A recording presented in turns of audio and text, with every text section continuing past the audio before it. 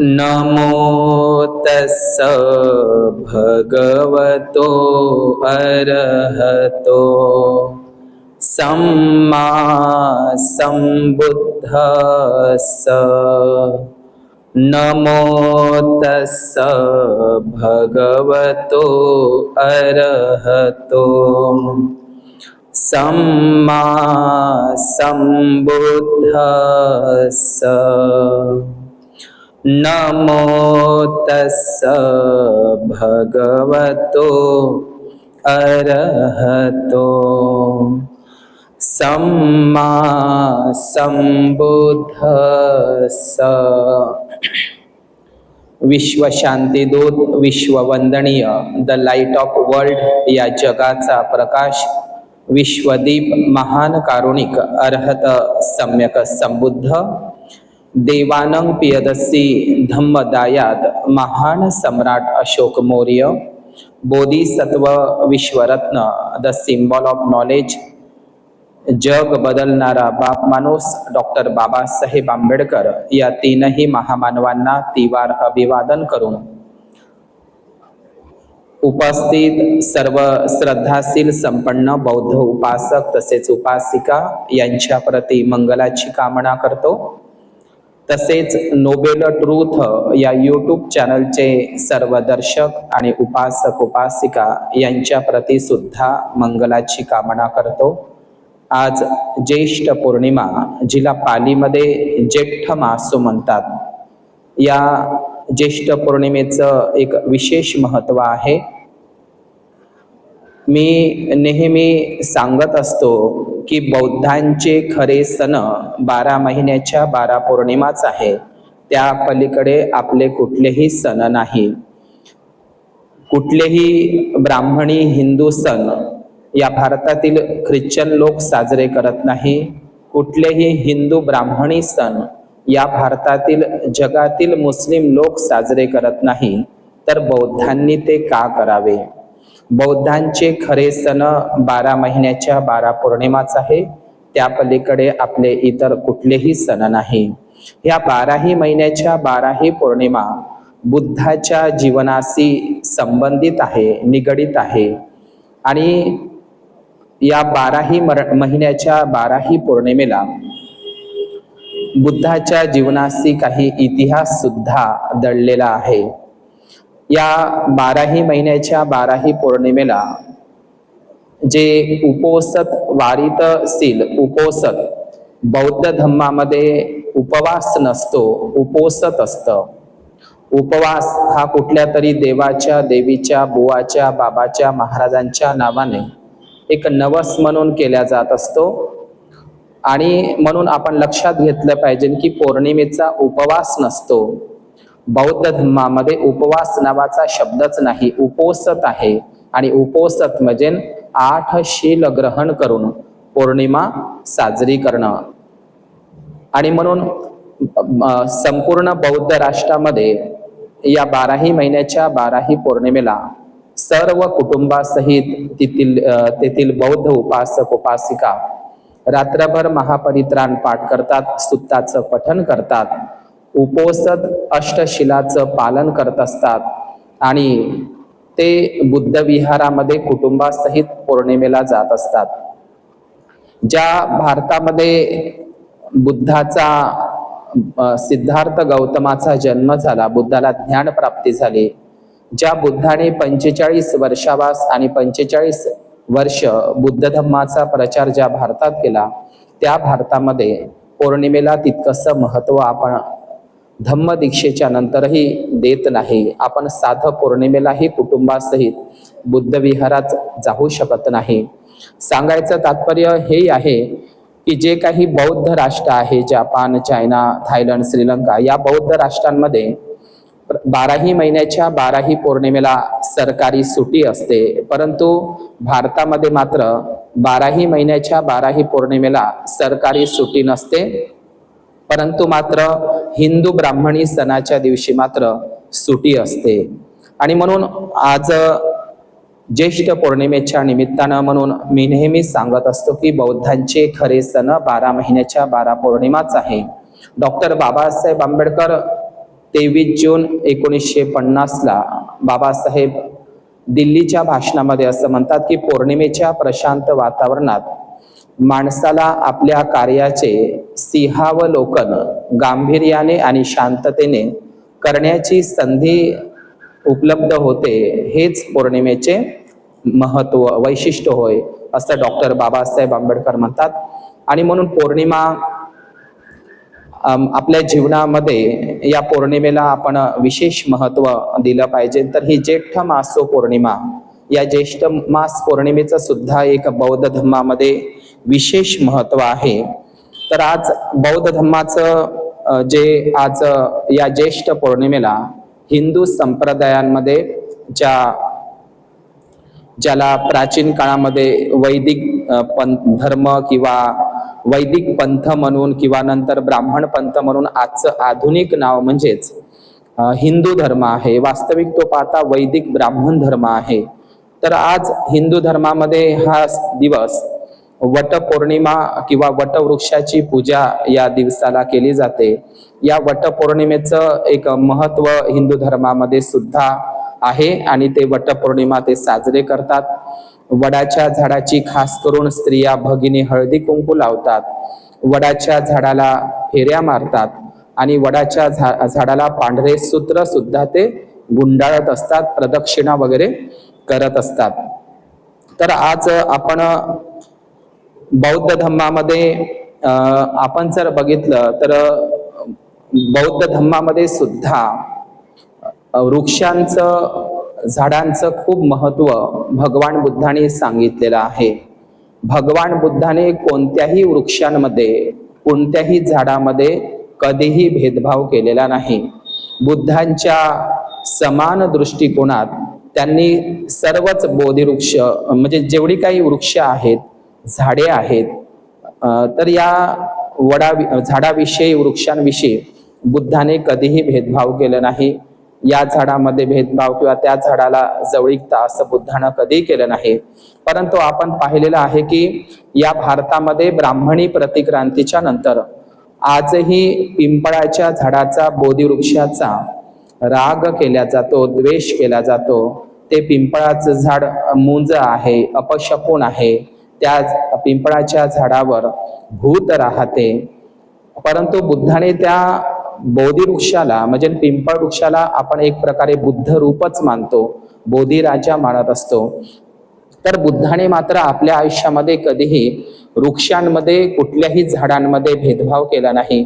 म्हणूनच तर तथागत भगवान बुद्धाने आपल्या पंचशिलामध्ये जे पहिलं शील सांगितलं आहे, पाणाती पाता वेरमणी, म्हणजे कुठल्याही प्राणी मात्रांचीच नाही, कुठल्याही मनुष्य मात्रांचीच नाही, तर तथागत भगवान बुद्धाने कुठल्याही झाडांची हत्या सुद्धा करू नये. विनय पिटकामध्ये तर हेही सांगितलं आहे भिक्खू लोकांना की भिक्खूंनो, आपण कुठल्याही गवतावर उभ्याने लघवी करू नका, कुठल्याही झाडाची पानं तोडू नका, फळं तोडू नका. इतका सुंदर म्हणजे भगवान बुद्धांच्या या पंचशिलातलं प्रथमशील झाडांची आज कत्तल केली नसती तर आज तापमानाचा उष्णतेचा पारा इतका वाढला नसता. इतकं झाडाचं महत्व भगवान बुद्धाने पंचशिलातल्या पहिल्या शिलामध्येच प्रतिपादित केलेलं आहे. म्हणून बुद्धाने कधीही आपण लक्षात घेतलं पाहिजे की बुद्धाने कधीही वृक्षांमध्ये झाडांमध्ये कधीही भेदभाव केलेला नाही आहे. आणि म्हणून बुद्धाच्या जीवनामध्ये झाडांचं, वनांचं, जंगलांचं किती महत्व आहे हे आपण पाहतो. बुद्धांचा कितीतरी जे आयुष्य आहे ते वनामध्ये जंगलामध्येच गेलेलं आहे. बुद्धाचा वनाचा, पर्वताचा, नदीशी खूप बुद्धाचा संबंध आलेला आहे. आपण बुद्धाच्या जन्मापासूनच जर आपण जर बघितलं संपूर्ण बुद्धाच्या जीवनामध्ये जो काही घटनाक्रम बघतो की बुद्धाचं जे आपण पाहतो की बोधिसत्व सिद्धार्थ गौतमाचा जन्म लुंबिनीच्या वनामध्ये झाला, म्हणजे शाल वृक्षाखाली झाला, म्हणजे तेही एक लुंबिनी वन होतं. बुद्धाने 6 वर्ष खडतर तपश्चर्या केली, ते सुद्धा एक बोधगया परिसरातील उर्वेला वन होतं. वेला म्हणजे काय तर बेलाच्या झाडाचे वन म्हणजे ते उर्वेला होतं. तर इथे सुद्धा उर्वेला आहे. सिद्धार्थ गौतमाने जेव्हा ते सम्यक संबुद्ध झाले तर ते मृगदाय वनामध्ये सारनाथला त्यांनी आपलं प्रथम धम्मचक्र प्रवर्तन केलं. नंतर आपण पाहिलं आहे की सिद्धार्थ गौतम हे सम्यक संबुद्ध झाल्याच्या नंतर 7 वर्षानंतर फाल्गुन पौर्णिमेला कपिल वस्तूला ते येत असतात 20,000 भिक्खू संघासहित, अर्हत भिक्खू संघासहित. तर त्यावेळी ते कपिल वस्तूच्या निग्रोध वनामध्ये म्हणजे वडाच्या वनामध्ये ते मुक्काम करत असतात, त्या ठिकाणी थांबत असतात. आणि तिसरी गोष्ट जे सुदत्त अनाथ पिंडक त्यांना जे दान करत असते श्रावस्तीचं, ते अत्यंत महत्वाचं जेतवन, जिथे भगवान बुद्धांनी आपल्या आयुष्यातील 25 वर्षावास एकट्या जेतवनामध्ये केलेले आहे. तर ते वनाचा आणि जंगलाचा आणि वृक्षाचा बुद्धाशी किती संबंध आहे, भिक्खू संघाशी किती संबंध आहे, हे मी सांगत आहो. आपल्याला माहित आहे की बुद्धाला आम्रपालीचा जन्म आंब्याच्या झाडाखाली झाला, म्हणून तिला आम्रपाली म्हणतात. आणि या आम्रपालीने वैशालीला, बुद्धाला, भिक्खू संघाला आम्रवन दान केलं होतं. जीवकाने सुद्धा राजगृहाला बुद्धाला आम्रवन दान केलं होतं. चुंदलोहाराने सुद्धा बुद्धाला पावा येथील आम्रवन दान केलं होतं. आणि तथागत भगवान बुद्ध जेव्हा साकेत अयोध्या नगरीमध्ये येतात, तेव्हा ते अंजन वनामध्ये अंजन नावाचा एक सावकार बुद्धाला ते दान करत असतात. आणि अंजन वनामध्ये साकेत अयोध्याला बुद्ध सद्धम्माची देसना देत असतात. भगवान बुद्धांनी आपला शेवटचा वर्षावास वैशाली येथील महावनामध्ये केलेला आहे. आणि आपल्याला माहित आहे की सिद्धार्थ गौतमाचा जन्म लुंबिनी वनात जरी झाला तरी तो सालवनात शाल वृक्षाखाली झाला आहे. आणि आपल्याला हेही माहित आहे की जे बुद्धांच्याच काळामध्ये पिप्पली वन होतं मौर्यांचं. म्हणजे पिप्पली वन म्हणजे काय, पिंपळाच्या झाडाचं वन, किंवा जसं भेसकला वन असेल बुद्धाच्या काळामध्ये, किंवा खदीर वन असेल. आणि आपल्याला माहित आहे की डॉक्टर बाबासाहेब आंबेडकरांनी सुद्धा मिलिंद कॉलेजच्या ठिकाणी नागसेन वनाची निर्मिती केलेली होती. आणि म्हणून आपण बौद्ध धर्मामध्ये वृक्षांचे, झाडांचे किती महत्व आहे ते आपण पहिल्यांदा समजून घेऊया. तर बुद्धाच्या जीवनामध्ये सर्वप्रथम ज्या झाडाचे, वृक्षाचे महत्व आहे, ज्याचं पूजनही बौद्ध जगतामध्ये केलं जातं. आणि ते शाल वृक्ष, सम्राट अशोकांनी त्या शाल वृक्षाचं शिल्प आपल्या 84,000 स्तूपांवर सुद्धा कोरलेलं होतं. तर बुद्धाच्या जीवनाशी जे अत्यंत महत्वाचं आहे ते म्हणजे साल वृक्ष.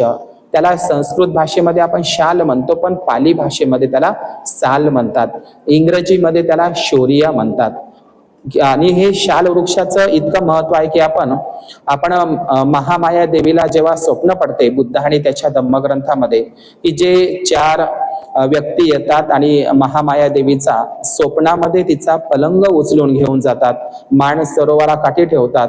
आणि जो पलंग महामाया देवीचा स्वप्नामध्ये उचलतात, तर तो पलंग, तर ते चतुर्दिक्पाल महामायेचा स्वप्नामध्ये तो पलंग शाल वृक्षाखाली ठेवत असतात. तर हे बुद्धा म्हणजे महामायेच्या स्वप्नाशी सुद्धा शाल वृक्षाचा संबंध आहे. आणि आपल्याला माहित आहे की बोधिसत्व सिद्धार्थ सुकीती गौतमाचा जन्म सुद्धा लुंबिनीच्या, म्हणजे ते नेपाळमध्ये नाही, नेपाळ नावाचा देशच नव्हता तेव्हा बुद्धाच्या वेळी, जम्बूद्वीपातील लुंबिनी वनामध्ये शाल वृक्षाखाली उभ्यानेच त्या शाल वृक्षाखाली बोधिसत्व सिद्धार्थ गौतमाचा जन्म झाला. पूर्व दिशेला ते फांदी पकडलेली होती महामाया देवीने. आणि तिथेच त्या झाडाला, त्या फांदीला पकडूनच त्या शाल वृक्षाखाली सिद्धार्थ गौतमाचा जन्म झालेला आहे. आणि आपल्याला माहित आहे की बोधिसत्व बुद्धांच्या आईचं एक नाव सालभंजिका सुद्धा आहे. हे सालभंजिका शिल्प आपल्याला सांचीच्या स्तूपावर एक महिला, एक स्त्री झाडाच्या फांदीला पकडून जे शिल्प दाखवलं जातं, सालभंजिका नावाचं एक शिल्प असतं, ते तुम्हाला अजिंठा वेरूळच्या लेण्यामध्ये सुद्धा दिसतं. तर ते बुद्धांच्याच आईचं शिल्प आहे. बुद्धांच्या आईला महामाया देवीलाच सालभंजिका म्हणून सांगितलं जातं. आणि ती सालभंजिका म्हणजेच दुसरी तिसरी कोणती नसून महामाया आहे. आपल्याला माहित आहे जीवकाच्या आईचं नाव सुद्धा सालवती होतं. आणि तथागत सम्यक संबुद्धाचं महापरिनिर्वाण कुशीनगरच्या दोन्ही साल वृक्षाच्या मधोमध झालेला आहे. साल वृक्षाखालीच जन्म आणि साल वृक्षाखालीच महापरिनिर्वाण बुद्धाचं होत असतं. म्हणून शाल वृक्षाचं बौद्ध धम्मामध्ये एक विशेष महत्व आहे. म्हणून भगवान बुद्धांनी सालवाटिका म्हणा किंवा सालवनामध्ये अनेकदा आपल्या सद्धम्माचा उपदेश केलेला आहे. आणि म्हणून आजही आपल्या वर्धा जिल्ह्यामध्ये, अमरावती वर्धा जिल्ह्याच्या सीमेवर सालबर्डी नावाचं ठिकाण आहे. तर सालबर्डी म्हणजे काय, जो बरड साल वृक्षांनी वेढलेला आहे. म्हणून त्या सालबर्डीला सालबर्डी बुद्ध लेण्या सुद्धा आहे. सालबर्डी बुद्ध लेण्या, तर ते साल वृक्षावरूनच ते सालबर्डी नाव पडलेलं आहे. आजही छत्तीसगड, मध्य प्रदेशामध्ये मूल निवासी नागवंशी आदिवासी बांधव शाल वृक्षाची पूजा करतात. आणि ही शाल वृक्षाची पूजा म्हणजे बुद्धाच्या आईच्या म्हणजे सिद्धार्थ गौतमाच्या जन्माचं प्रतीक आहे साल वृक्ष. तर आजही आदिवासी बांधव, ते सरना धर्म पाळणारे आजही आदिवासी बांधव, मूलनिवासी बांधव साल वृक्षाची पूजा करतात, खास करून छत्तीसगड, मध्य प्रदेश, झारखंड राज्यामध्ये. तर ही साल वृक्षाचं एक विशेष महत्व बौद्ध धर्मामध्ये आहे. शाल वृक्ष हे बुद्धाच्या जन्माशी संबंधित आहे. आणि म्हणून शाल वृक्षाचं शिल्प सम्राट अशोकाने 84,000 स्तूपांवर कोरलेलं होतं. या शाल वृक्षाचं एक महत्व म्हणजे शाल वृक्ष यांच्यामध्ये एक औषधी गुण सुद्धा आहे. औषधी गुणधर्म म्हणून सुद्धा साल वृक्षाचं एक विशेष महत्व आहे. आपल्याला माहित आहे की बोधिसत्व सिद्धार्थ गौतम आपल्या शेतावर जायचे 8-9 वर्षाचे असताना. तर आपल्याला माहित आहे सिद्धार्थ गौतम जांभळाच्या झाडाखाली त्यांनी प्रथम ध्यान लावले होते. राजहंस पक्षी, त्यांच्या जखमी झालेला, बाण लागलेला हंस पक्षी, ते जांभळाच्या झाडाखाली प्रथम ध्यान करत असतानाच तो फडफडत पडलेला होता. तर सिद्धार्थ गौतमाचे आणि जांभळाच्या झाडाचे विशेष महत्व बौद्ध धर्मामध्ये आहे. म्हणून या प्राचीन भारताचं नाव जम्बूद्वीप होतं. जम्बू म्हणजे काय, तर जांभळाच्या झाडांनी वेढलेला हा प्रदेश म्हणजे जम्बूद्वीप. आजही काश्मीरमध्ये जम्मू काश्मीर आहे. जम्मू म्हणजे काय, तर जम्बू होत असते. जम्बू या शब्दाचाच अर्थ जम्मू झालेला आहे किंवा आपण ते जम्मू काश्मीर असं म्हणत असतो. तर हे बोधिसत्व सिद्धार्थ गौतमाच्या प्रथम ध्यानाचं जे वृक्ष आहे, झाड आहे, ते म्हणजे जांभूळ वृक्ष. आजही जांभूळ, आंब्याच्या झाडाची पानं, जांभळाच्या झाडाची पानं, केळीच्या झाडाची पानं, पिंपळाच्या झाडाची पानं आजही श्रीलंकेमधील बौद्ध उपासक उपासिका बुद्ध पूजेमध्ये ते ठेवत असतात.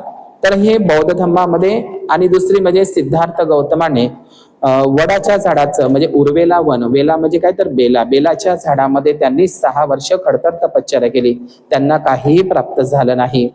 तर हे उर्वेला वन आहे. आणि आपल्याला माहित आहे बोधिसत्व सिद्धार्थ गौतमानं जे 40 दिवसाचं अधिष्ठान मांडलेलं होतं, निरंजना नदीच्या काठी सत्याचा सम्यक संबोधी प्राप्त करण्याकरता, सत्याचा मार्ग शोधण्याकरता त्यांनी 40 दिवसाचं अधिष्ठान वज्रासन ज्या झाडाखाली मांडलेलं होतं. ते झाड म्हणजे पिंपळ वृक्ष होतं. या पिंपळ, ते आधी पिंपळ वृक्ष होतं, परंतु ते नंतर जगामध्ये बोधी वृक्ष या नावाने ते जगविख्यात झालेलं आहे. 40 दिवस त्यांनी वज्रासन मांडलेलं होतं सिद्धार्थ गौतमाने. आणि वैशाख पौर्णिमेला त्यांना सम्यक संबोधी प्राप्त झाली. आणि म्हणून असं म्हटलं जातं की ज्या दिवशी सिद्धार्थ गौतमाला बोधी प्राप्त झाली, ज्ञान प्राप्ती झाली पिंपळ झाडाखाली, आणि म्हणून बोधी प्राप्त झाली म्हणून ते पिंपळाच्या झाडाला तेव्हापासूनच बोधी वृक्ष या नावानं त्याची पूजन केल्या जात असतं, त्याचं वंदन केल्या जात असतं. आधी ते पिंपळ या नावानंच प्रसिद्ध होतं, परंतु त्या पिंपळाच्या झाडाखाली त्यांनी बोधी म्हणजे काय, संबोधी म्हणजे काय, तर ज्ञान प्राप्ती केली. आणि तेव्हापासून ते पिंपळाचं झाड बोधी वृक्ष या नावानं जगात विश्ववंदनीय पूजनीय ठरलेलं आहे. आणि ज्या झाडाखाली 40 दिवसामध्ये त्यांनी सम्यक संबोधी प्राप्त केली, स्वतः तथागत भगवान बुद्धांनी त्या पठमंग बोधी पल्लखंग म्हणजे एकटक ते बोधी वृक्षाकडे म्हणजे डोळ्याची पापणी न हलवता ते एकटक बोधी वृक्षाकडे बघत राहिले. बुद्धाने स्वतः सम्यक संबोधी प्राप्तीनंतर त्या बोधी वृक्षाला हात जोडले म्हणजे त्यांनी अंजली मुद्रा केली, म्हणजे दोन्ही हात जोडून बोधी वृक्षाचे, पिंपळ वृक्षाविषयी कृतज्ञता व्यक्त केली. बोधी राजा नमस्तुते. बोधी वृक्षाला स्वतः बुद्धाने वंदन केलं की या बोधी वृक्षाने 40 दिवस मला सहाय्य केलं. आणि त्यांच्याविषयी, झाडाविषयी, बोधिवृक्षाविषयी, पिंपळ वृक्षाविषयी बुद्धाने कृतज्ञता मानली. आणि सर्वप्रथम जगामध्ये वृक्षाला म्हणजे वृक्षाला वंदन करणारा व्यक्ती जर कोण असेल तर तो तथागत सम्यक संबुद्ध आहे. बुद्धाने त्या झाडाविषयी कृतज्ञता व्यक्त केली. बोधिवृक्षाला अंजली मुद्रा करून दोन्ही हात जोडले आणि तेव्हापासून सर्व बौद्ध राष्ट्रामध्ये बोधिवृक्षाची पूजा केली जातात. भिक्खू संघही त्या बोधिवृक्षाला चंक्रमण करतात, प्रदक्षिणा मारतात आणि त्या बोधिवृक्षाला बुद्धाचं रूप, बोधिराजाचं रूप म्हणून त्याचं प्रतिबिंब म्हणून त्या झाडाची पूजा करत असतात.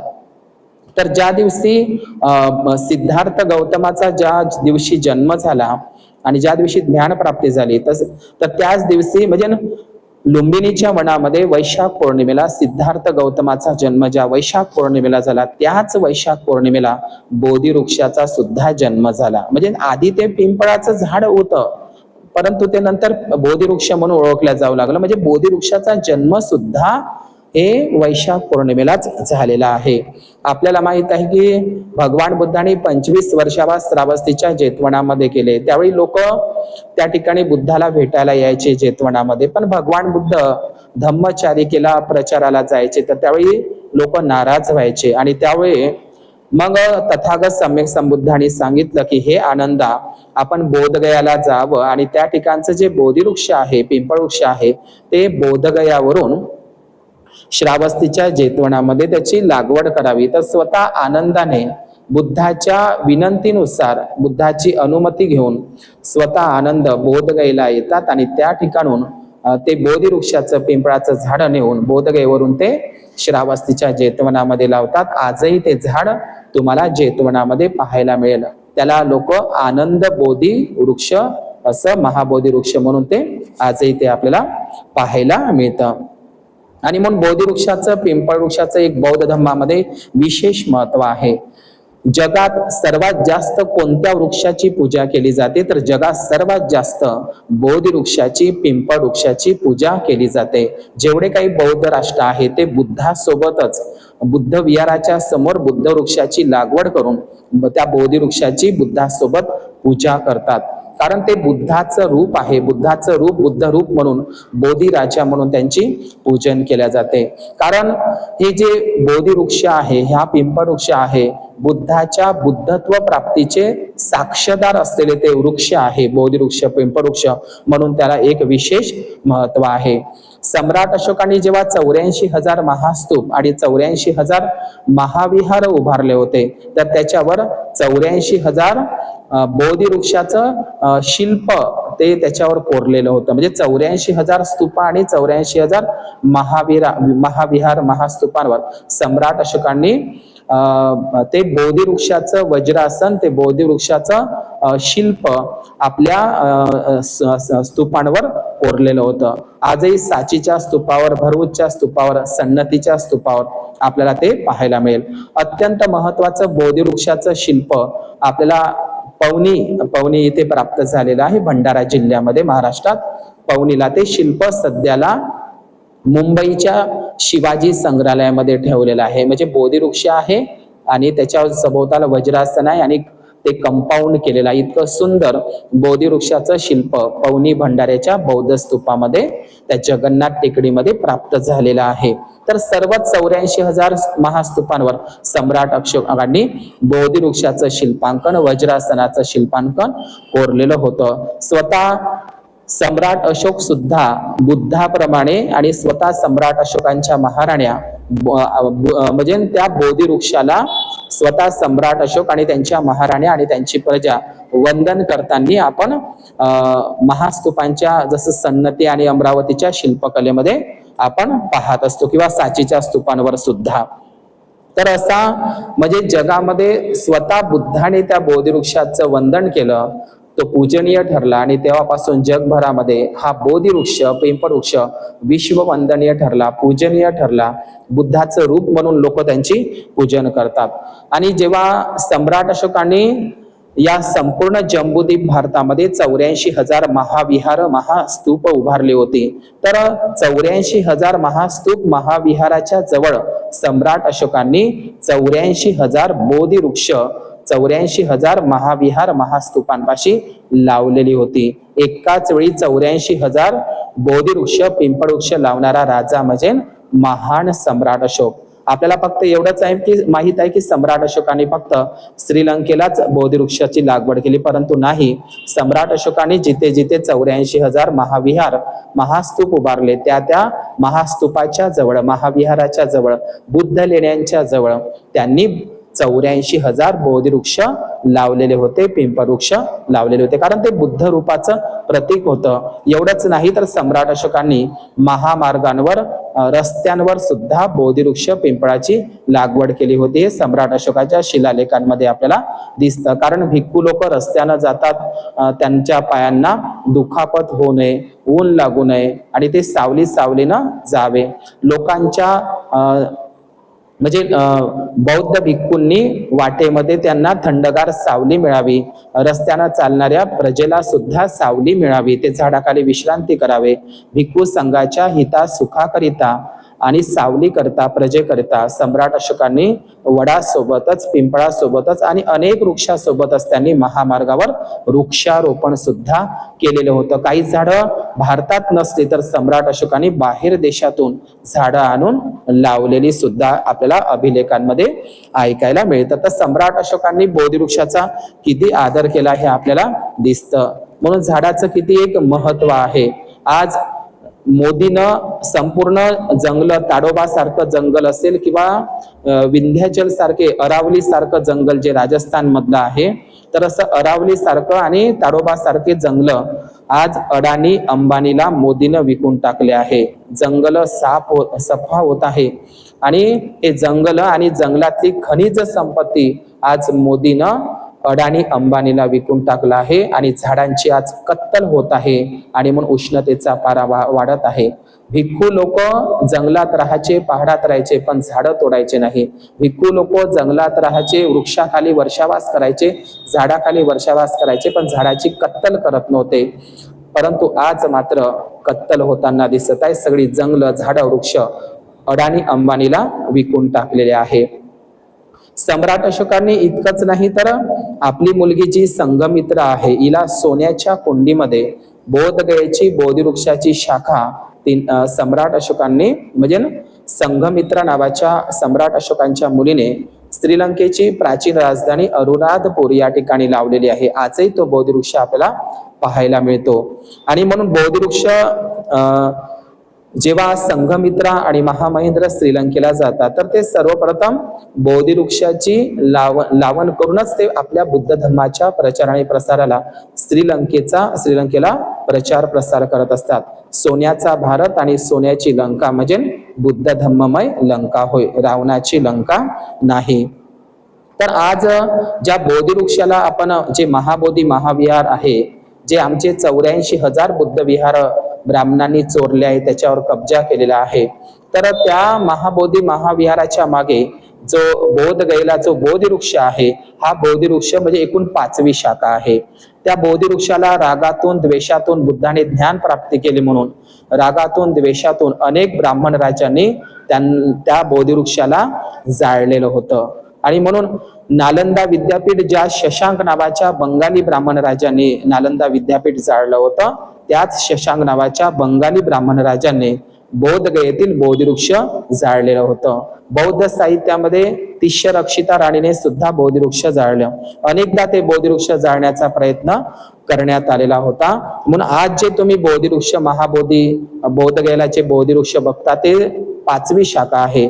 स्वतः सर अलेक्झांडर कनिंघम यांनी संघमित्रेचाच तो बोधी वृक्ष श्रीलंकेवरून मागून घेतला आणि आज त्या बोधगयेला लावलेला आहे. ती त्याचीच उपशाखा आहे बोधी वृक्षाची. आणि म्हणून सर अलेक्झांडर कनिंघमचं खूप योगदान आहे की त्यांनी महाबोधी महाविहार सुद्धा जगासमोर आणलं आणि बोधी वृक्ष सुद्धा त्या ठिकाणी त्यांनी लावलेला आहे.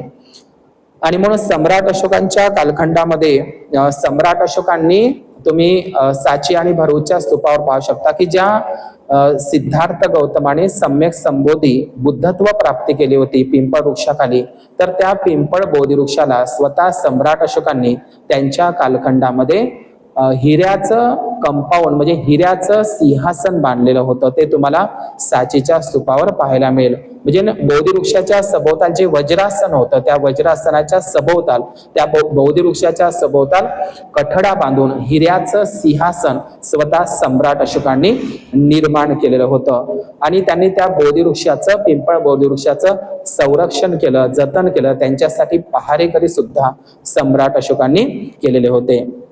म्हणून सम्राट अशोकांनी जे 84,000 जे काही बौद्ध लेण्या आहे, म्हणजे बौद्ध विहार आहे, महाविहार आणि महास्तूप, त्यांच्या सभोवताल त्यांच्यावर सुद्धा बोधी वृक्षाचं शिल्प काढलेलं होतं. अशा प्रकारे सम्राट अशोकांनी या जेव्हा महामार्ग निर्माण झाले, तर त्या महामार्गावर सुद्धा मोठी मोठी रात्रंदिवस ऑक्सिजन देणारी बोधी वृक्षाची, पिंपळ वृक्षाची झाडं सम्राट अशोकांनी अशी झाडं महामार्गांवर, रस्त्यांवर सुद्धा त्याची लागवड केलेली होती. एवढं झाडाचं महत्व सम्राट अशोकांना होतं. दुसरी गोष्ट, हे पिंपळ वृक्ष एक औषधी गुण म्हणून सुद्धा भगवान बुद्धाने विनय पिटकामध्ये सांगितलेलं आहे.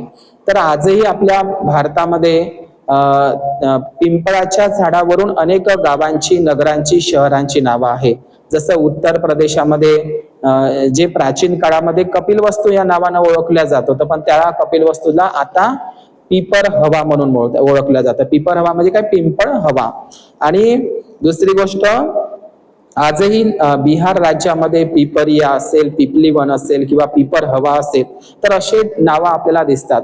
आजही आपल्या संपूर्ण भारतामध्ये जर बघितलं आणि खास करून महाराष्ट्रात बघितलं, तर पिंपळगाव, पिंपळनेर, पिंपळगाव राजा असे गावं तुम्हाला सापडेल. किंवा पुणे जवळ असलेलं पिंपरी चिंचवड, म्हणजे एकेकाळी त्या ठिकाणी पिंपळ, चिंच आणि वडाचं झाड असेल एकाच ठिकाणी, म्हणून त्याला पिंपरी चिंचवड असं नाव पडलेलं आहे. म्हणजे हे पिंपळगाव, पिंपळनेर असे खूप सारे गावं सुद्धा आपल्याला भारतामध्ये दिसतात. आणि आपल्याला माहित आहे की या भारताचा सर्वोच्च नागरी पुरस्कार भारतरत्न पुरस्कार हा दुसरा तिसरा काही नसून बोधी वृक्षाचं म्हणजे पिंपळ वृक्षाचं एक सोन्याचं पान असते आणि त्याच्यावर 24 ताऱ्याचं धम्म अशोक चक्र असते काढलेलं.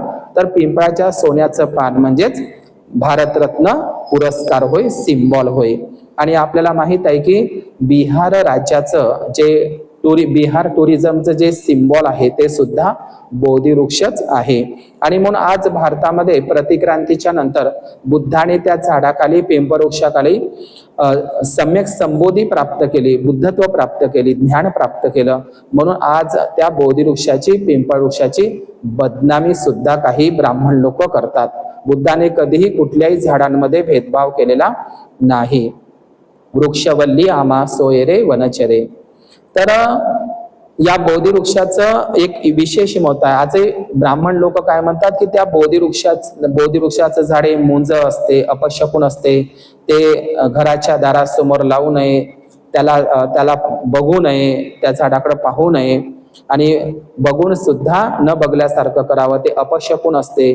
पिंपळाच्या झाडावर भूत राहते, परंतु ते म्हणजे भूताचं रूप म्हणून बोधी वृक्ष, पिंपळ वृक्षाची बदनामी ब्राह्मणांनी भारतामध्ये केलेली आहे. आणि आजही हिंदू लोक ती बदनामी खरी मानतात, कारण ते बुद्धाचं, ते भूताचं रूप मानतात पिंपळाचं वृक्ष, परंतु ते बुद्ध रूप आहे. म्हणजे त्या पिंपळाच्या झाडावर भूत राहतात, पण बुद्ध राहतो, बुद्धाने ज्ञान प्राप्त केली, ते बुद्धाचं रूप आहे असं सांगितलं जात नाही. म्हणजे पिंपळाच्या झाडावर भूत राहते. इकडे एक जुन्नर, शिवनेरी, पुणे जिल्ह्यामध्ये एक लेणी आहे, त्या बुद्ध लेणीला भूत लेणी म्हणून ब्राह्मणांनी अपप्रचार केलेला आहे. म्हणजे ती आहे बुद्ध लेणी, पण तिला भूत लेणी म्हणून प्रचारित केलेलं आहे. तर तशाच पद्धतीनं हे बुद्धाचं रूप हे बोधी वृक्ष आहे, पण त्या झाडावर भूत राहते, परंतु बुद्ध त्या झाडाखाली राहत होते, त्यांनी ज्ञान प्राप्ती केली, हे मात्र ब्राह्मण सांगत नाही. जाणीवपूर्वक त्या झाडाची बदनामी केल्या जाते. तर भगवान बुद्धांनी, आपल्याला माहित आहे की 6 वर्ष, आज ज्या ज्येष्ठ पौर्णिमेचं महत्व आहे की 6 वर्षानंतर बोधिसत्व सिद्धार्थ गौतमांनी अधिकार वाढीने ते करून पाहावं म्हणून काहीतरी सत्याचा मार्ग सापडेल म्हणून त्यांनी 6 वर्ष डुंगेसरीला उर्वेला वनामध्ये 6 वर्ष खडतर तपश्चर्या केली, वैराग्याची कसोटी लावली आणि त्यांनी कमी कमी अन्न करत करत अन्नाचा एक एक दाना करत त्यांनी 6 वर्ष खडतर तपश्चर्या केली आणि त्यांचं शरीर पाठीला पोट आणि पोटाला पाठ. आपण गांधार अफगाणिस्तानमध्ये ते बुद्धाची मूर्ती सापडलेली आहे की बुद्धाचं शरीर कसं झालेलं होतं. तर बुद्धाचं मरणासन्न शरीर झालेलं होतं. त्यांना साधं उभंही राहता येत नव्हतं, चालताही येत नव्हतं. ते अशक्त, दुर्बल, कमजोर झाले होते आणि म्हणून ते निरंजना नदीच्या दिशेने निघाले आणि जसे ते निरंजना नदीच्या दिशेने निघाले त्यांनी निरंजना नदीचं पाणी पिले, निरंजना नदीमध्ये त्यांनी आंघोळ केली आणि त्यांना आपला मरण, आपला मृत्यू जवळ दिसत होता. परंतु ते आपल्याला सत्याचा मार्ग, कारण यशोधरेने सांगितलं होतं की असा एक मार्ग शोधून काढा जो जगाच्या हिताचा, सुखाचा, कल्याणाचा असेल. तर त्यांना सत्याचा मार्ग, नवा प्रकाश शोधण्यासाठी नंतर ते उन्हाळ्याचे दिवस होते आणि नंतर ते निरंजना नदी पार करून ते एक थंडगार हवेची सावली म्हणून त्या वडाच्या झाडाचा आश्रय घेतला आणि त्या जे बकरोर निवासी गाव म्हणून आहे, आजही सुजातागड, सुजाता घर नावाचं ठिकाण आहे, बकरोर ठिकाण हे बोधगया निरंजना नदीच्या पलीकडे आहे. तर ते सुजातागड किंवा सुजाता घर म्हणतात त्याला. तर ते सुजाताचं जन्मगाव आहे, त्याचं नाव आहे बकरोर निवास. तर तिची जी एक यादव वंशाची जी सुजाता होती, तर सुजाता त्या काळामध्ये निसर्गाची, झाडाची, वृक्षाची पूजा करत होते, दगडाधोंड्याची नाही. तर सुजाता नावाच्या त्या स्त्रीने त्या वडाच्या झाडाला एक नवस केला होता की मला सावकार धनी पती मिळावा, श्रीमंत पती मिळावा आणि श्रीमंत त्या पतीच्या पोटी म्हणजे मला पहिला मुलगा म्हणून पुत्ररत्न जन्माला यावा असा तिनं संकल्प केला होता.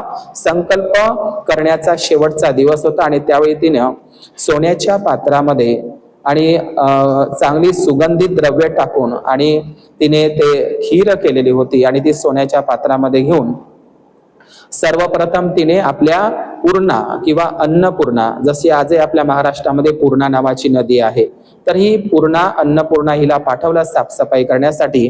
परंतु तिला त्या झाडाखाली मात्र तिनं बघितलं की त्या झाडाखाली एक व्यक्ती ज्यांचं शरीर कृश झालेलं आहे, एकदम अस्थिपंजर झालेला आहे, मरणासन्न झालेला आहे.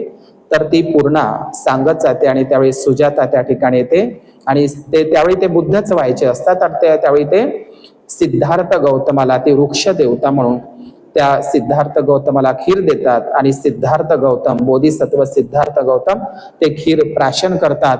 जशी ते खीर प्राशन करतात, सब्बे सत्ता आहार ठित्तिका, सर्व प्राणी मात्र एका आहारावर निर्भर आहे. ते आपल्या शरीराला कायाक्लेश कष्ट देत असतात, तर ते कायाक्लेशाचा मार्ग त्यागत असतात आणि मला जर सम्यक संबोधी प्राप्त करायची असेल, सत्याचा मार्ग शोधायचा असेल, तर मला जिवंत राहणं गरजेचं आहे आणि त्यासाठी मी अन्न सेवन केलं पाहिजे आणि म्हणून ते अन्न सेवन करतात.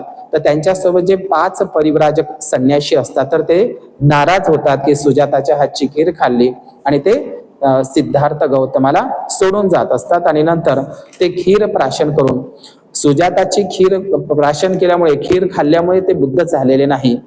त्या ठिकाणी कोणतंही अन्न असतं तर त्या ठिकाणी फक्त अन्नाची गरज होती आणि ते अचानक घटना घडलेली होती, आमंत्रित केलेलं नव्हतं आणि म्हणून सिद्धार्थ गौतमाने ते खीर प्राशन केली, त्याचेतवाने झाले आणि नंतर ते सुजाताची खीर बुद्धाच्या सम्यक संबोधीसाठी सहाय्यकारी ठरली, मदत ठरली आणि त्यांनी वज्रासन मानून, गवताच्या 4 पेंड्याचं ते आसन मांडून त्यांनी नंतर सम्यक संबोधी प्राप्त केलेली आहे. केवळ खीर खाऊनच ते सम्यक संबुद्ध झाले नाही, तर 40 दिवस पुरेल इतकं अन्न सुद्धा त्यांनी गोळा केलं होतं. हे आपण बुद्ध आणि त्याच्या धम्मग्रंथामध्ये वाचत असतो. तर सोन्याच्या पात्रामध्ये त्यांनी ते खीर प्राशन केली होती आणि अशा पद्धतीने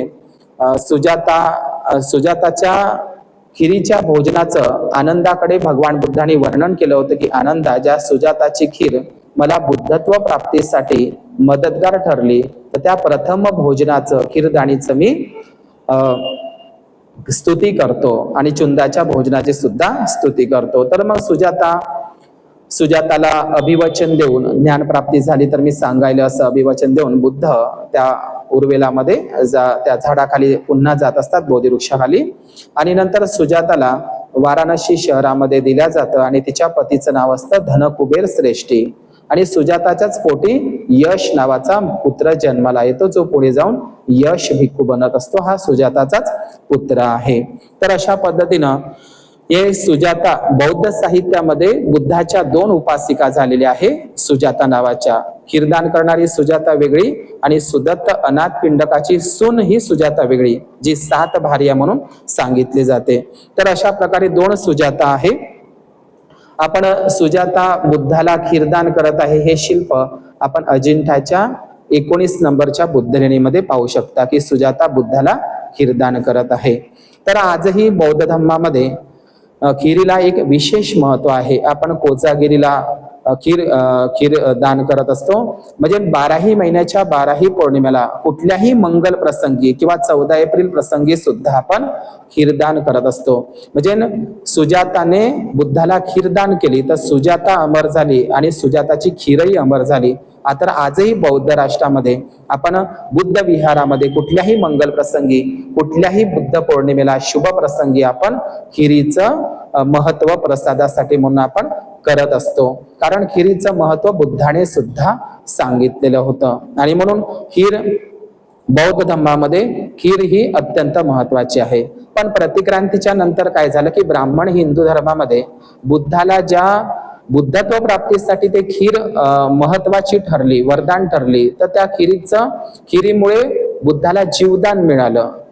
परंतु ब्राह्मण धर्मामध्ये मात्र प्रतिक्रांतीच्या नंतर मृत व्यक्तीच्या नावानं खीर केली जाते. म्हणजे एखाद्या माणसाच्या घरी तेहरवी असेल, दशक्रिया विधी असेल, दसवा असेल, तेहरवी असेल किंवा मृत व्यक्तीच्या नावानं, म्हणजे एखादी व्यक्ती मरण पावली तर त्या व्यक्तीच्या नावानं खीरदान केली जाते किंवा खीर केली जाते. तर हे बघा उलट प्रतिक्रांती, म्हणजे ज्या खिरीला मंगल प्रसंगी आपण खिरीचा एक महत्व आहे, तर ब्राह्मण धर्मामध्ये जाणीवपूर्वक मृत व्यक्तीच्या नावानं खीर केल्या जाते. मृत्यू समयी, तेहरवी समयी, दशक्रिया समयी, दसवा समयी खीर केल्या जाते. तर हे जाणीवपूर्वक केलेलं आपल्याला दिसतं. आणि तसे आपण वाल्मिकी रामायणामध्ये पाहिलं तर जे काही खीरपुत्र आहे, वास्तविक पाहता यांना खीरपुत्रच म्हटलं पाहिजे, जे खिरीपासून पैदा झाले. राम, लक्ष्मण, भरत आणि शत्रुघ्न, असं वाल्मिकी रामायणामध्ये असा उल्लेख आहे.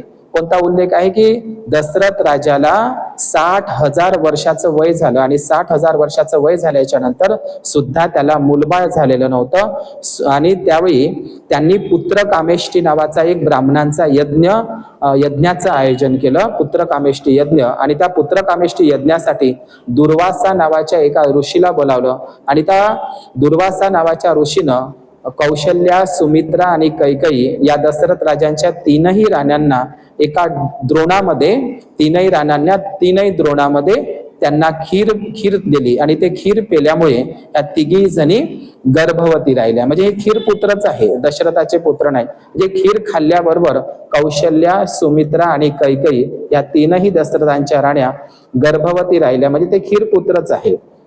आज जर एखाद्या स्त्रीला मुलबाळ होत नसेल तर तिला खीर दिली तर नक्कीच काय ती गर्भवती होईल का? तर एवढी अंधश्रद्धा आपण पाहतो. रामायणामध्ये तर हेही आहे की घोड्यांच्या सगो सुद्धा संभोग दाखवलेला आहे, स्वतः वाल्मिकी रामायणामध्ये लिहिलेला आहे. म्हणून तर ते अशा पद्धतीनं आजही आपण बौद्ध धर्मामध्ये खास करून जी आश्विन पौर्णिमा असते, जिला कोजागिरी पौर्णिमा म्हणत असतो, या कोजागिरीला आपण खीर करत असतो. हिंदू स्त्रिया सुद्धा त्या ठिकाणी खीर करत असतात. जोपर्यंत पौर्णिमेच्या चंद्राचं प्रतिबिंब त्या खिरीमध्ये पडत नाही तोपर्यंत हिंदू स्त्रिया ते ग्रहण करत नाही. तर ही बौद्धांचीच परंपरा आहे रात्रभर जागण्याची, खीर करण्याची. तर ती कोजागिरी कोण कोण जागरण केलं, तर अशा पद्धतीनं सुजाताच्या खिरीचं एक महत्व आहे. तर आज जी ज्येष्ठ पौर्णिमा आहे, तर सुजातानं जी बोधिसत्व सिद्धार्थ गौतमाला, ते बुद्धच व्हायचे आहे, तर बोधिसत्व सिद्धार्थ गौतमाला ज्या झाडाखाली खीरदान केली होती ते झाड होतं वडाचे झाड. त्या वडाच्या झाडाला वटवृक्ष म्हणतात, वडवृक्ष म्हणतात. आणि खास करून पाली धम्मलिपीमध्ये, पाली भाषेमध्ये वडाच्या झाडाला निग्रोध म्हणतात किंवा निग्बोध म्हणतात. म्हणजे पाली धम्मलिपीमध्ये, पाली भाषेमध्ये वडाच्या झाडाला निग्रोध असं म्हणतात. हे आपण लक्षात घेतलं पाहिजे. म्हणून या वडाच्या झाडाचं महत्व सुद्धा बौद्ध धर्मामध्ये आहे. आपण फक्त पिंपळाच्या झाडालाच महत्व देतो, पण बुद्धाने कोणत्याही वृक्षांमध्ये, झाडांमध्ये भेदभाव केलेला नाही. बुद्ध हे समतेचे पुरस्कर्ते होते. बुद्धाने कोणत्याही झाडामध्ये भेदभाव केला नाही. तर आपण कशाला भेदभाव करायचा? तर बुद्धाच्या जीवनामध्ये झाडांना, वृक्षांना एक विशेष स्थान होतं आणि म्हणून सुजाताने जे खीरदान केले होते तर ते वडाच्या झाडाखाली केली होती आणि तिने नवस केला होता. आणि म्हणजे या जगामध्ये पहिल्यांदा आज ज्या हिंदू स्त्रिया ज्या वडाची झाडाची पूजा करतात, तर ही जगामध्ये सर्वप्रथम पूजा जर वडाच्या झाडाची कोणी केली असेल तर सुजातानं. परंतु आता ते ब्राह्मणी पद्धतीने त्या स्त्रिया वडाच्या झाडाची पूजा करत असतात. मग वडाच्या झाडाचं सुद्धा बौद्ध धर्मामध्ये एक विशेष मत आहे. जेव्हा तथागत सम्यक संबुद्ध बुद्ध झाल्याच्या नंतर 7 वर्षानंतर, म्हणजे बुद्ध झाल्याच्या नंतर राजा शुद्धोधनाच्या विनंतीवरून तथागत सम्यक संबुद्ध 20,000 अर्हत भिक्खू संघासहित सारिपुत्त महामोगलायना सहित 7 वर्षानंतर फाल्गुन पौर्णिमेला कपिलवस्तूला ते येत असतात. तर त्यावेळी राजा शुद्धोधनाने निर्माण केलेलं जे वन असतं, कपिलवस्तूचं वन, त्या वनाचं नाव असतं निग्रोधाराम वन किंवा निग्रोध वन. निग्रोधाराम वन. आता निग्रोध म्हणजे काय? तर वडाच्या झाडाचं भल्ल मोठं वन होतं जे शुद्धोधनाच्या मालकीचं होतं. राजा शुद्धोधन जेव्हा सम्यक संबुद्ध आणि 20,000 भिक्खू हे कपिलवस्तूला कुठे थांबतात? तर ते निग्रोधाराम वनामध्ये, त्या निग्रोध वनामध्ये, म्हणजे वडाच्या झाडाच्या वनामध्ये. आणि हे वडाच्या झाडाचं निग्रोधाराम हे निग्रोध वन राजा शुद्धोधन तथागत बुद्धाला आणि भिक्खू संघाला दान करत असतात, ते निग्रोध वन. आणि बौद्ध साहित्यामध्ये उल्लेख आहे की भगवान बुद्धाने 45 वर्षावास जे केले, त्या 45 वर्षावासापैकीचा एक वर्षावास तथागत सम्यक संबुद्धांनी स्वतः कपिलवस्तूला, म्हणजे आपल्या जे बालपण गेलं त्या कपिलवस्तूला निग्रोध वनामध्ये, म्हणजे त्या निग्रोध वनामध्ये राजा शुद्धोधनाने दान केलेल्या त्या निग्रोधाराम या कपिलवस्तूच्या या निग्रोधाराम वनामध्ये तथागत भगवान बुद्ध आपल्या आयुष्यातील एक वर्षावास सुद्धा त्या वडाच्या झाडाखाली, म्हणजे त्या निग्रोध वनामध्ये करत असतात. म्हणजे इतकं निग्रोध म्हणजे वडाच्या झाडाचं महत्व आहे. आणि लक्षात घ्या, ज्यावेळी महाप्रजापती गौतमी स्वतःच्या हाताने कठीण चिवर शिवत असते आणि ते बुद्धाला, भिक्खू संघाला दान करत असते, तर ते कपिलवस्तूच्या निग्रोध वनामध्ये, निग्रोधाराम वनामध्येच करत असतात. आणि याच कपिलवस्तूच्या निग्रोध वन, म्हणजे वडाच्या झाडाच्या वनामध्ये, हे निग्रोध वनामध्ये, या निग्रोधाराम वनामध्ये तथागत सम्यक संबुद्ध या ज्येष्ठ पौर्णिमेला महासमय सुत्ताचा उपदेश सुद्धा तथागत बुद्ध कपिलवस्तूच्या निग्रोध वनामध्ये देत असतात. याच निग्रोध वनामध्ये कपिलवस्तूच्या नंदाची प्रवज्जा सुद्धा या निग्रोध वनामध्येच केली जात असते. नंदची प्रवज्जा, तर हे नंदची प्रवज्जा हे आपल्याला जर चांगल्या पद्धतीने ऐकायचं असेल की नंदाची प्रवज्जा कशी झाली, तो कसा भिक्खू बनला, तर ते महाकवी भिक्खू अश्वघोष आहे. अश्वघोष नावाचे भिक्खू ज्यांनी एक ग्रंथ लिहिला आहे तो म्हणजे सौंदरानंद. त्या सौंदरानंद ग्रंथामध्ये अश्वघोषांच्या ती आपल्याला कहाणी पाहायला मिळेल. तर या नंद नावाच्या भिक्खूंची प्रवज्जा सुद्धा निग्रोध वनात कपिलवस्तूला झालेली आहे. तर कपिलवस्तू 2 ठिकाणी आता मानल्या जातं. एक तिल्लोराकोट कपिलवस्तू म्हणून नेपाळला, आणि एक कपिलवस्तू ज्याला पीपर हवा म्हणतात जे युपी मध्ये आहे, सिद्धार्थनगर जिल्ह्यामध्ये. तर त्या कपिलवस्तूला भगवान बुद्धांच्या ज्या शारीरिक धातू आहे, अस्थी आहे, ज्या विल्यम पेपे यांनी शोधून काढलेल्या आहे, ओरिजिनल बुद्धांच्या अस्थी त्या कपिलवस्तूला ठिकाणी. आणि बौद्ध साहित्यामध्ये थेरगाथा जर वाचली तर या थेरगाथामध्ये जे अर्हत भिक्खू, धुतांगधारी, बुद्धांच्या नंतर धुतांगधारी, आणि बुद्धांकडे जसे 32 लक्षणं होते, तर अर्हत भिक्खू, धुतांगधारी भिक्खू जे महाकाश्यप भिक्खू आहे, जे पहिल्या धम्मसंगीतीचं आयोजन करत असतात, महाकाश्यप भिक्खू, धुतांगधारी, ज्यांच्यामध्ये 7 लक्षणं असतात. तर त्या महाकाश्यप भिक्खू, सारिपुत्त आणि महामोगलायन यांचं जन्मगाव एकच आहे, नालंदा. या 3 रत्नांचा जन्म नालंदालाच झाला, महामोगलायन, महाकाश्यप आणि सारिपुत्त. तर या महाकाश्यपाची थेरगाथामध्ये असा उल्लेख आहे की या महाकाश्यप अर्हत भिक्खूंची जी प्रवज्जा बुद्धाने कुठे करून दिली, तर ती वडाच्या झाडाखाली म्हणजे निग्रोधाच्या झाडाखाली करून दिली असा थेर गाथांमध्ये उल्लेख आहे. आणि अशा प्रकारे वडाच्या झाडाचं किती एक महत्व आहे. सम्राट अशोकाने सुद्धा नंतर त्यांनी रस्त्यांवर महामार्गांवर अनेक वृक्षांसोबतच वडांच्या झाडांचं सुद्धा लागवड केलेली होते. आपल्याला जे विदिशा संग्रहालय आहे, विदिशा साची जवळ आहे, तर त्या विदिशाला एक सुंदर वडाच्या झाडाचं शिल्प सापडलेलं आहे. ते शिल्प सध्या कलकत्त्याच्या म्युझियम मध्ये ठेवलेलं आहे. इतकं सुंदर वडाच्या झाडाचं शिल्प सम्राट अशोकांनी च्या स्तूपावरचं आहे, ते उदयगिरी लोहांगी पहाडीवरचं, तर ते आपल्याला पाहायला मिळेल. तर आज वडनगर जे ठिकाण आहे म्हणजे गुजरात राज्यामध्ये, आपल्या गुजरात राज्यामध्ये वडनगर असं नावाचं ठिकाण आहे. तर हे वडनगर काय आहे, सम्राट अशोकाने जे 84,000 महास्तूप बांधले होते जम्बूद्वीप भारतामध्ये, त्याच्यापैकीच गुजरात राज्यातील मेहसाणा तालुक्यातील वडनगर नावाचं एक ठिकाण आहे. आणि हे वडनगर स्वतः मोदीचं जन्मगाव आहे. या वडनगरला प्राचीन बौद्ध स्तूप आहे, म्हणजे तिथं वडनगर आहे. या वडनगरचं जुनं नाव आनंदनगर होतं. आजही गुजरात जिल्ह्यामध्ये आनंद नावाचा जिल्हा आहे. तर हे म्हणजे वड म्हणजे या ठिकाणी जे वड म्हणतो, निग्रोध म्हणतो पालीमध्ये, किंवा त्याला आपण बरगद का पेड म्हणतो, किंवा इंग्रजीमध्ये त्याला बनियन ट्री म्हणतो. तर अशा प्रकारे वडनगर नावाचं एक प्राचीन बौद्ध स्थळ आहे. या वडनगर प्राचीन बौद्ध स्थळांची विशेषता म्हणजे ते वडनगर हे काय होतं, तर वडनगर बौद्ध भिक्षुणींचं विद्यापीठ होतं. म्हणजे बौद्ध भिक्षू नाही, त्या ठिकाणी फक्त भिक्षुणी राहायच्या. बौद्ध भिक्षुणींचं महिलांचं विद्यापीठ, गुजरात मधलं पहिलं महिला भिक्षुणी विद्यापीठ म्हणजे वडनगर होय. म्हणजे तिथे वड हा शब्द आलेला आहे. ते प्राचीन स्थळ आहे आणि ते मोदीचं जन्मगाव आहे तसं. आणि तिथं बौद्ध स्तूप आणि बुद्धांच्या मूर्त्या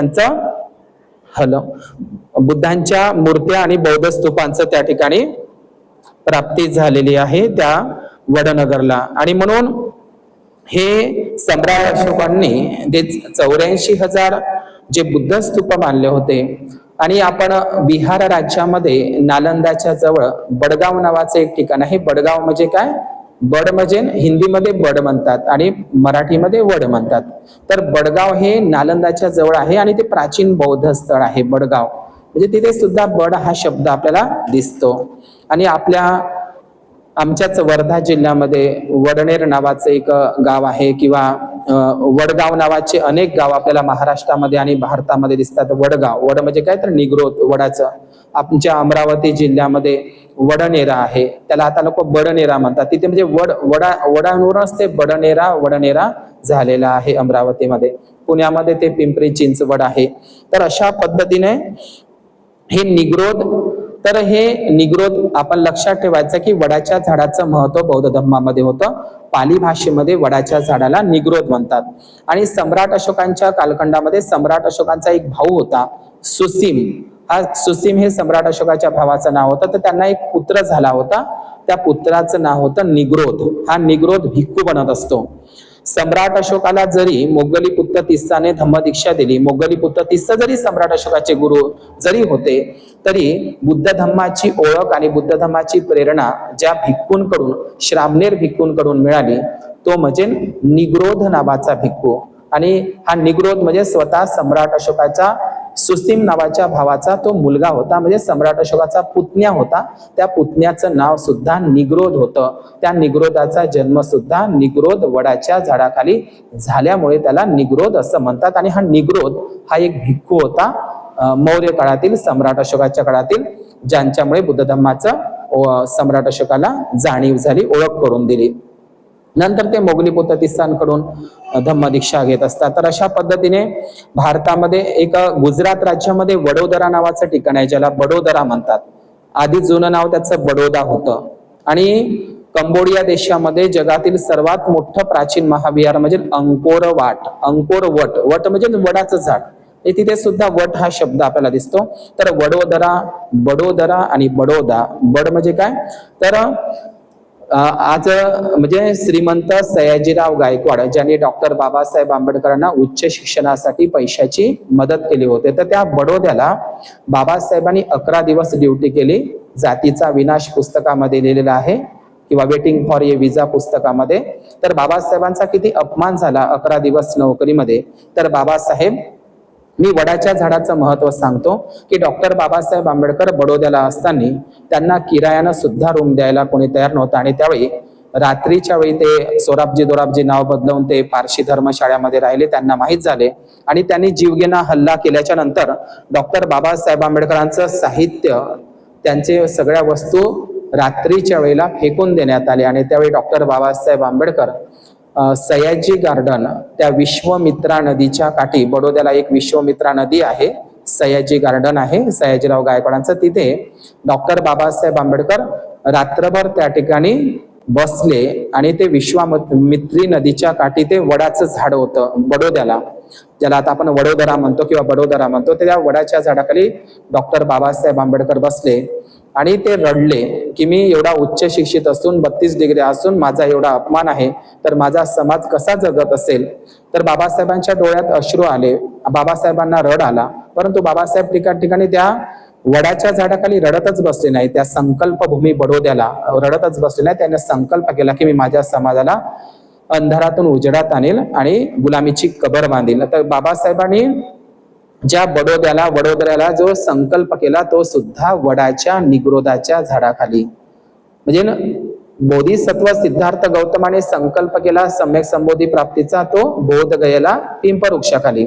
आणि बाबासाहेबांनी संकल्प केला बडोद्याला समाजाला अंधारातून उजेडात आणण्यासाठी. तर बाबासाहेबांची ती संकल्पभूमी बडोदा, जो संकल्प दिवस म्हणून 23 सप्टेंबरला दीक्षाभूमी सारखा मोठा कार्यक्रम असतो, 23 सप्टेंबरला संकल्पभूमी, संकल्प दिवस बडोदा. आपण दरवर्षी संकल्पभूमीला गेलं पाहिजे. बाबासाहेबांनी त्या वडाच्या झाडाखाली बडोद्याला संकल्प केला होता, ते सुद्धा एक वडाचं झाड होतं, हे आपण लक्षात घेतलं पाहिजे. म्हणून सगळ्यांना माझं आवाहन आहे आताचपासून की आपण सर्वांनी 23 सप्टेंबरला संकल्प दिवस, संकल्पभूमी बडोद्याला गेलं पाहिजे. खूप मोठा कार्यक्रम त्या ठिकाणी असतो आणि आपण त्याच वडाच्या झाडाखाली या 2026ला 23 सप्टेंबरला महापरित्राण पाठ सुद्धा घेणार आहोत, धम्म रॅली सुद्धा काढणार आहोत. सगळ्यांना मी आवाहन करतो की आपण 23 सप्टेंबरला येणाऱ्या या वर्षी आपण संकल्पभूमी बडोद्याला यायचं आहे. सयाजी गार्डन मध्ये ज्या वडाच्या झाडाखाली बाबासाहेबांनी संकल्प केला होता ती संकल्पभूमी. तर या वडाच्या झाडाचं एक महत्व बौद्ध धम्मामध्ये खूप आहे. आणि दुसरी गोष्ट, हाच बुद्ध धम्मामध्ये आंब्याच्या झाडाचंही महत्व आहे की ज्या भगवान बुद्धाला आम्रवन आम्रपालीने दान केलं होतं. आणि श्रीलंकेमध्ये सुद्धा अशोक वाटिका आहे. बुद्धा म्हणजे सम्राट अशोकांचा मित्र होता, तो धम्मराजा होता श्रीलंकेचा, देवानाम पियतीस. या देवानाम पियतीस श्रीलंकेच्या धम्मराजाने, बौद्ध राजाने श्रीलंकेला अशोक वाटिका निर्माण केली होती. ती अशोक वाटिका आजही श्रीलंकेला आपल्याला पाहायला मिळते, कारण अशोक राजांनी आपल्या मुलांना पाठवलं होतं श्रीलंकेला, म्हणून ते अशोक वाटिकाचं एक स्मृती म्हणून तिथे अशोक वाटिका श्रीलंकेला पाहायला मिळतं.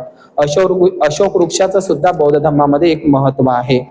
म्हणजे डॉक्टर बाबासाहेब आंबेडकरांनी जेव्हा मिलिंद कॉलेजची निर्मिती केली त्या अगोदर बोधगयेचं बोधिवृक्ष आणि अशोक वृक्षाचं रोपट्याची लागवड करून त्यांनी मिलिंद कॉलेजला सुरुवात केलेली आपण इतिहासामध्ये ऐकत असतो.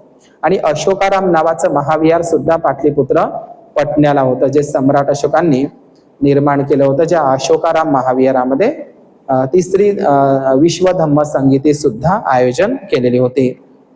तर आजही अशोका अष्टमी म्हणून, चैत्र शुक्ल पक्ष अष्टमी, अशोकाष्टमी म्हणून सम्राट अशोकाचा तो जयंती दिवस असतो.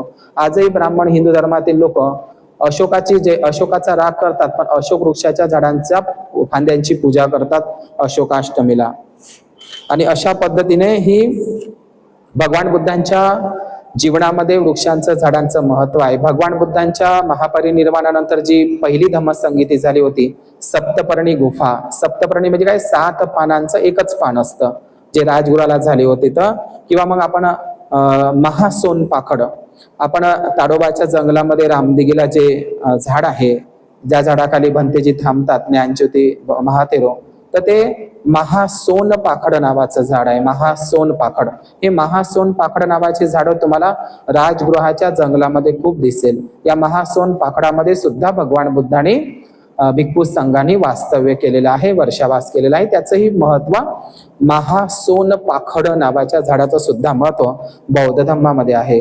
बोधी वृक्षासोबतच भगवान बुद्धांनी अजपाल वृक्षामध्ये सुद्धा त्यांनी काही दिवस वेळ व्यतीत केलेला आहे, ध्यान केलेलं आहे. बुद्धाच्या काळामध्ये पळसांच्या फुलांचं सुद्धा एक महत्व होतं.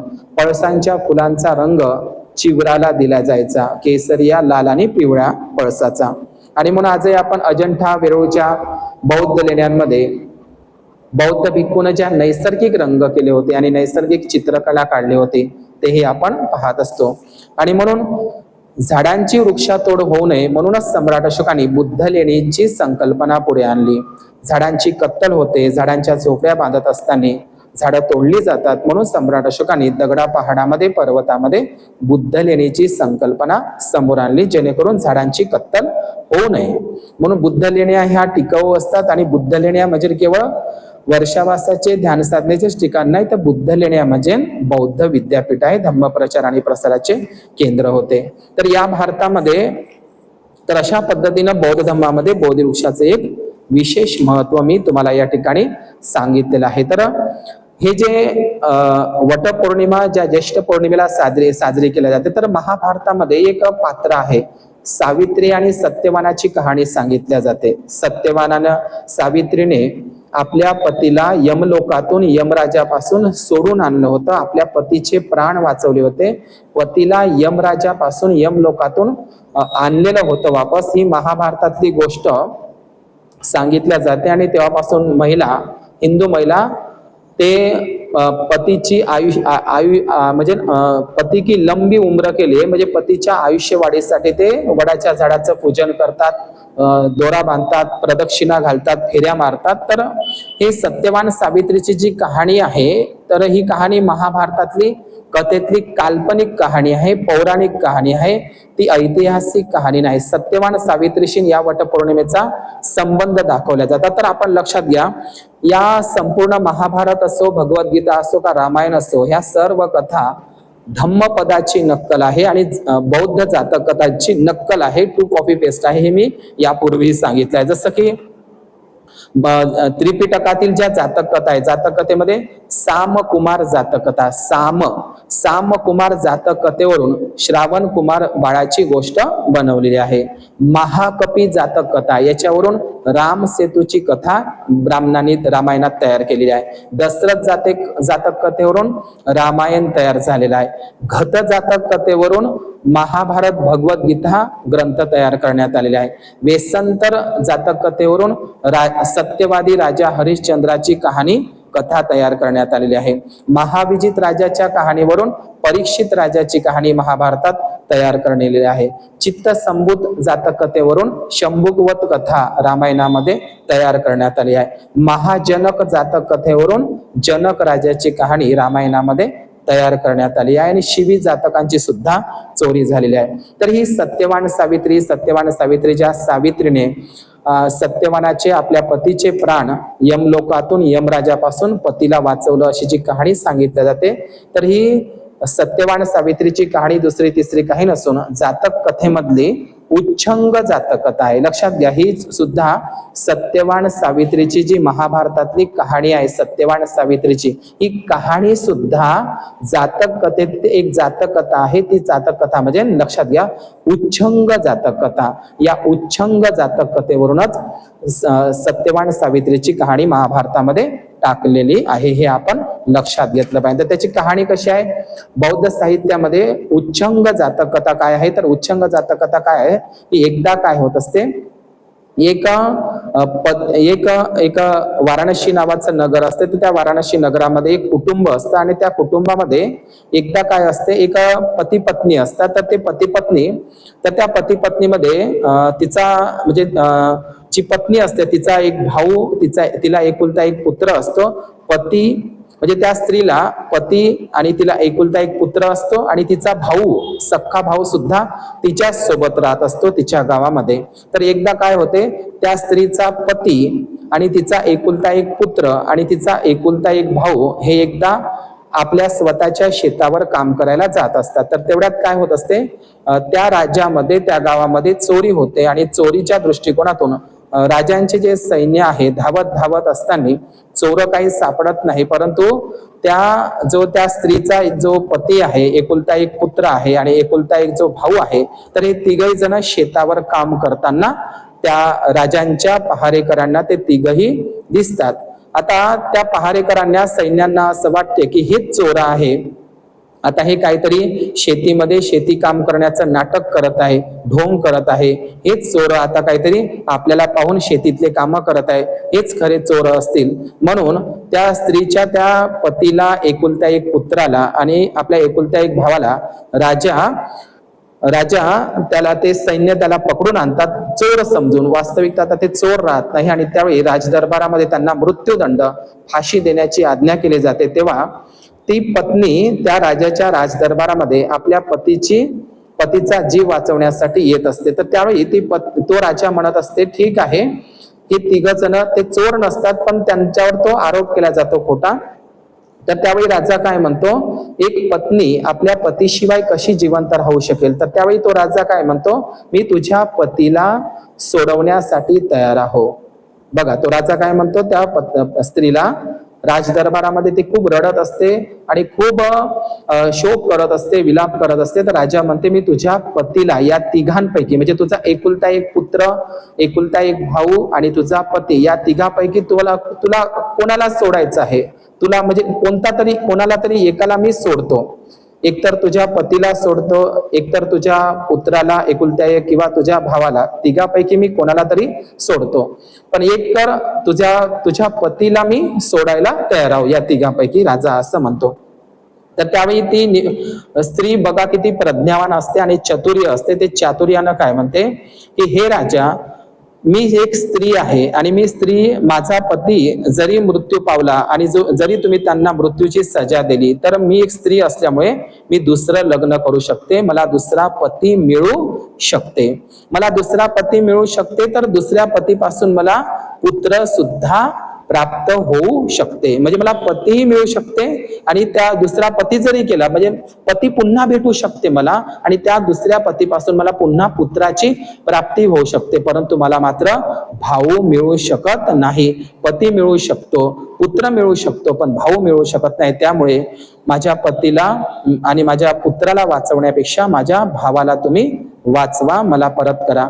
तर राजा तिच्या चातुर्याचं, धाडसाचं आणि प्रज्ञेचं एवढं हे स्तुती करतो त्या राजदरबारामध्ये की राजा एवढा खुश होतो आणि तिच्या पतीला, एकुलत्या एक पुत्राला आणि भावाला सुद्धा सोडते.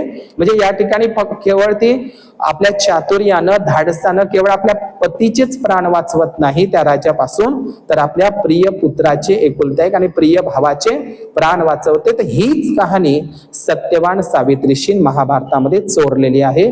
उच्छंग जातक कथेवरूनच या ठिकाणी ही जी स्त्री आहे केवळ आपल्या पतीचेच प्राणाचं रक्षण करत नाही त्या राजापासून, तर आपल्या पुत्राचं आणि भावाचं सुद्धा रक्षण करते. तर ही उच्छंग जातक कथेवरून सत्यवान सावित्रीची कहाणी महाभारतामध्ये चोरलेली आहे. तर अशा पद्धतीने हे सावित्री, आता हे सावित्री जर नाव पाहिलं तर हे सावित्री नाव श्रावस्ती, सावथी, पालीमध्ये सावथी म्हणतात आणि संस्कृतमध्ये श्रावस्ती म्हणतात. सावथी आणि श्रावस्तीचाच अपभ्रंश म्हणजे सावित्री आहे. आणि श्रावस्ती हे बुद्धाचं किती आवडतं ठिकाण होतं आपल्याला माहित आहे. या श्रावस्ती सावथी शब्दाचाच अपभ्रंश म्हणजे सावित्री झालेला आहे आणि ती पुराण कथेतली सावित्री. पण लोक ज्या सावित्री आहे ना, शेण गोळे खाल्ले, दगड खाल्ले, शेणाचे हात पेनाला लावले आणि स्त्री शिक्षणाचा अधिकार दिला, घराबाहेर पडण्याचा अधिकार दिला, त्या आदर्शवादी सावित्रीला विसरले जिनं शेणाचे हात पेनाला लावले. आणि त्या महाभारतातल्या काल्पनिक कथेतल्या सत्यवान सावित्रीला आज स्त्रिया मानतात, तिच्या नावानं वडाची पूजा करतात, फेरा करतात. ही किती मोठी अंधश्रद्धा आहे. हळदी कुंकू लावतात. तर ज्या सावित्रीबाईनं स्त्री शिक्षणाचं महत्व समजून सांगितलं, स्त्रियांना पहिली मुलीची शाळा काढली, अस्पृश्यांसाठी शाळा काढली, स्त्रियांना घरोघरी जाऊन स्त्री शिक्षणाचा संदेश दिला, त्या स्त्रीचा आदर्श न घेता त्या काल्पनिक महाभारतातल्या सत्यवान सावित्रीचा आदर्श भारतातल्या स्त्रिया घेतात. आजही मनुस्मृतीच्या नियमाप्रमाणे राम जयंती, कृष्ण जयंती, परशुराम जयंती होते, पण राधा जयंती आणि सीता जयंती तुम्हाला भारतात दिसणार नाही, कारण स्त्रियांचं गौण स्थान आहे. आणि म्हणून आजही अंधश्रद्धेमध्ये भला आहे बुरा आहे जैसा भी है मेरा पती मेरा देवता है, तो कसाही असो पण माझा पती माझा देवता आहे. म्हणजे बेवडाही असेल मग त्या वडाच्या झाडाला त्या फेऱ्या मारतात 7 जन्मामध्ये हाच पती मिळावा. म्हणजे 7 जन्मामध्ये तो लाता मारणारा असला, बेवडाय असला, दारुडाय असला, निठल्लाय असला तरी 7 जन्मात हाच पती मिळावा. अशा हिंदू ब्राह्मणी स्त्रिया त्या वडाच्या झाडाला फेरा मारतात, सूत्र गुंडाळतात, हळदी कुंकू लावतात आणि पतीच्या आयुष्यासाठी पतीचं आयुष्य वाढावं. पण या भारतामध्ये सर्व जे काही उपास तापास आहे, व्रत वैकल्य आहे, कर्मकांड आहे, आरत्या आहे, पूजा आहे, कर्मकांड आहे, हे सर्व स्त्रियांनाच आहे. म्हणजे एखाद्या पतीनं आपल्या पत्नीचं आयुष्य वाढावं म्हणून त्याने वडाच्या झाडाला फेरा माराव्या, त्याने व्रत वैकल्य करावं, माझ्या पत्नीला लंबी आयुष्य भेटावं, 7 जन्मात मला हीच पत्नी मिळावी, त्याने वडाच्या झाडाला फेरा मारावा. म्हणजे सगळं हिंदू स्त्रियांना ब्राह्मणांनी जसं जसं लिहिलं, म्हणजे ब्राह्मणांचा सल्ला आणि कुणब्यांचा कल्ला असं म्हणतात. म्हणजे ब्राह्मणांचा सल्ला आणि कुणब्याचा कल्ला, म्हणजे त्याला ते ऐकलं, ब्राह्मणानं सांगितलं आणि ऐकलं, ते आजही अंधश्रद्धेमध्ये आहे. सर्व उपास तपास पतीच्याच नावानं, पण उपवास म्हणजे पती मात्र कधी आपल्या पत्नीच्या आयुष्यासाठी उपवास करत नाही, कुठली पूजा करत नाही, व्रत वैकल्य करत नाही, कर्मकांड करत नाही, वडाच्या फेरा मारत नाही. सगळं स्त्रियांना ब्राह्मणांनीच दिलेलं आहे. पायातली वाहन पायातच बरी, स्त्री म्हणजे काय तर भोग वस्तू, स्त्री म्हणजे काय तर नरकाचं द्वार, स्त्री म्हणजे काय तर परक्याचं धन, आणि स्त्री म्हणजे काय म्हणजे शूद्र ढोर पशुनारी सब ताडण के अधिकारी, जे आपण म्हटलेलं आहे. तर मनुस्मृतीमध्ये तर तेच आहे की स्त्रीचा जन्मच पाप आहे. स्त्रीचा जन्म स्त्री म्हणून झाला तर लहानपणी तिनं आपल्या वडिलांच्या कब्जात राहायचं, लग्न झाल्यावर पतीच्या कब्जामध्ये, आणि म्हातारी झाल्यावर मुलाच्या कब्जामध्ये, गुलामीत जन्म, गुलामीत जगणं आणि गुलामीतच मरणं, जे मनुस्मृतीच्या काळा कायद्यानुसार होतं. म्हणून बाबासाहेबांनी ती मनुस्मृती जाळली, महाडला जाळली, आणि खऱ्या अर्थानं तोच स्त्रियांचा स्त्रीमुक्ती दिवस आहे.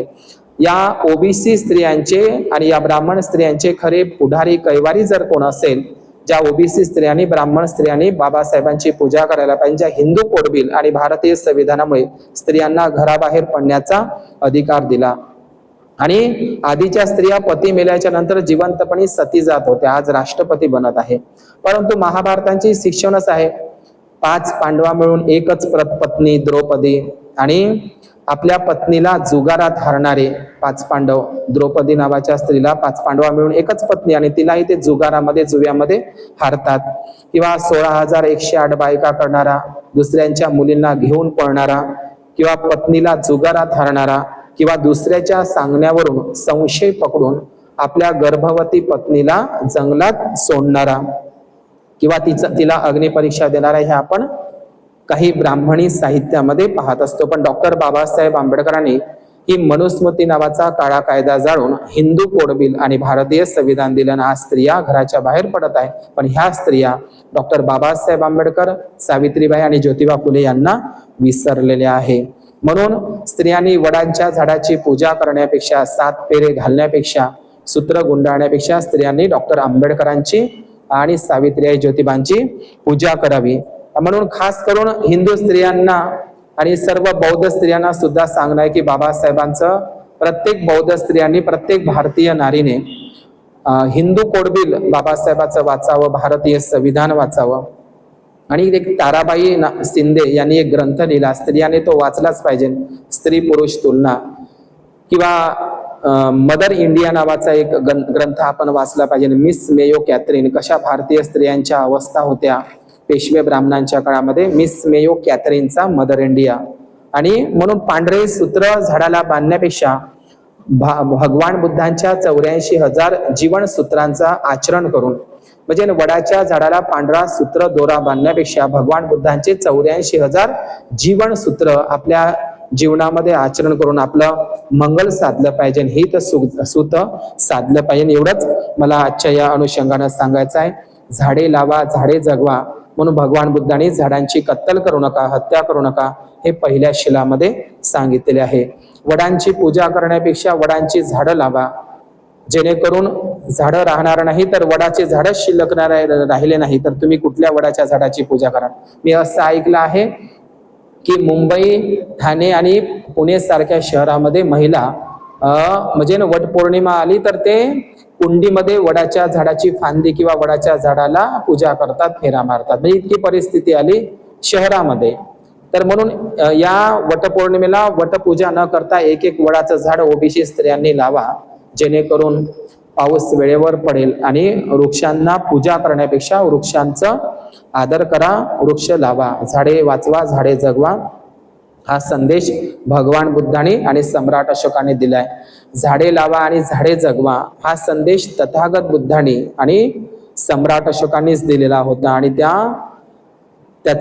त्याचं उदाहरण स्वतः तथागत भगवान बुद्धाने सुद्धा ते जगासमोर आदर्श ठेवलेला आहे. म्हणून आज ही वटपौर्णिमा आहे. या वटपौर्णिमेच्या निमित्तानं सर्वांना सदिच्छा देतो की याच वटपौर्णिमेला जे महासमय सूत्राचा उपदेश तथागत भगवान बुद्धाने केला होता, तर या वटपौर्णिमेचे एक विशेष बौद्ध धर्मामध्ये महत्व आहे.